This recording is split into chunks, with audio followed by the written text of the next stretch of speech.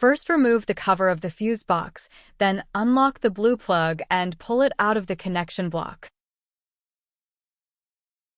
Now push the connecting cable down through the opening in the fuse box and connect the plugs together.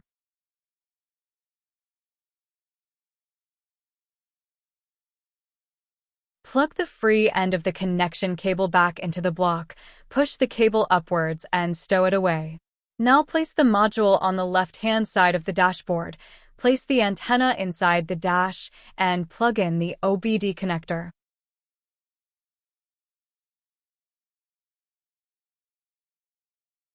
It should then look something like this.